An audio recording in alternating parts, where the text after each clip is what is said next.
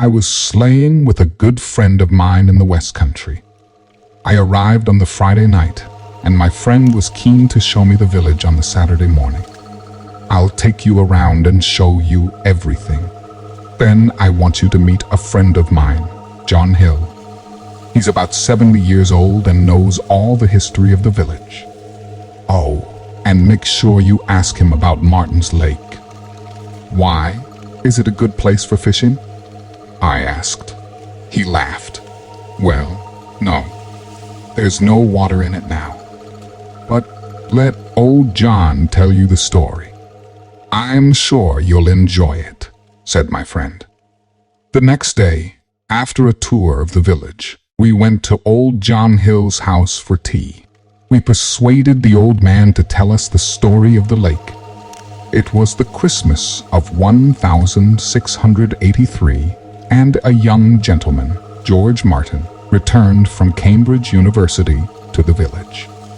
He was a popular young man and used to ride his horse long distances to visit his friends in the neighborhood. One night, it was snowing hard. So instead of riding all the way to his house outside the village, he decided to stay at the small hotel here. As it was Christmas, there was music and dancing in the hotel, and all the young men and women were dancing together, except one.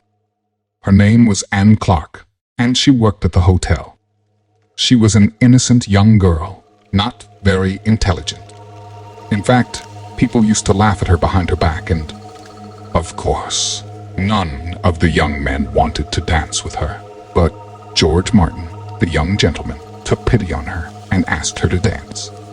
The band were playing an old song called "Lady, Will You Walk? Will You Talk With Me?" Everyone saw how happy the poor girl was to have someone to dance with. Her face lit up with a smile. After that night, the young gentleman came to the hotel every week. When he arrived on his horse, he used to sing that song, and Anne Clark used to rush out to meet him as soon as she heard it. The two often went for walks together by the lake, and some people say they saw them kiss. This went on for a few months until George Martin's parents found a wife for him. She was a beautiful, rich young woman, and from a very good family. Everyone said how lucky George Martin was, but then it all went wrong. The young woman heard about Anne Clark and was angry that a gentleman like him went about with an ordinary country girl. She refused to marry him. He, of course, regretted ever meeting Anne and was very angry to lose such a beautiful young wife. People say that the next time he saw Anne, they argued and he hit her. A week later, they were seen together again. He said a few words to her and then rode off. They say she looked very happy all that day, but not long after, she disappeared completely. No one could find her anywhere. Some weeks later, George Martin came into the hotel again, went into the bar, and asked for a drink. A young woman called Sarah, a friend of Anne Clark's, served him. "Are you looking for Anne, sir?" she asked. "Because no one has seen her for weeks." He answered angrily that, no, he was not looking for her, and he sat alone, drinking his beer.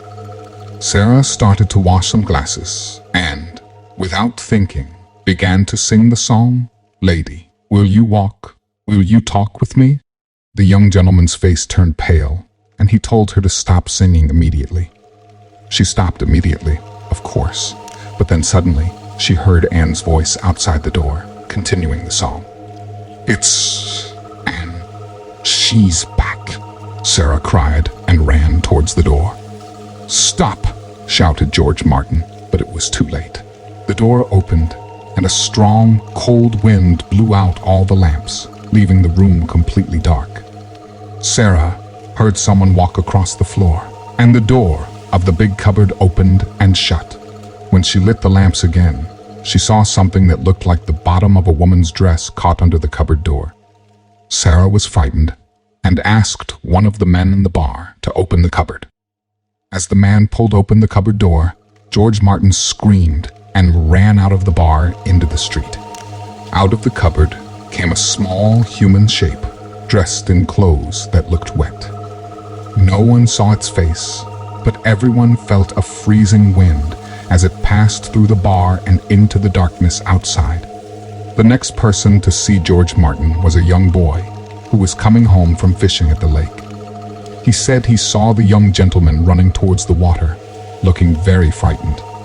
He broke a branch off a tree and started to feel around in the water with it. After some minutes, the branch hit something and a strange sound, like a scream, came from deep in the lake. George Martin covered his cars with his hands and started to scream also. As he did, the boy saw a human shape come out of the water and chase the young gentleman away into the trees. The boy ran and called the police. They found the body of Anne Clark at the bottom of the lake, and under a tree was George Martin's knife covered in blood. He was guilty of murder, of course, and they hanged him 5 weeks later. After that, everyone knew it as Martin's Lake, although it's dry now. And do you know, said old John Hill, that even now no one will sing that song in this village. People say it's unlucky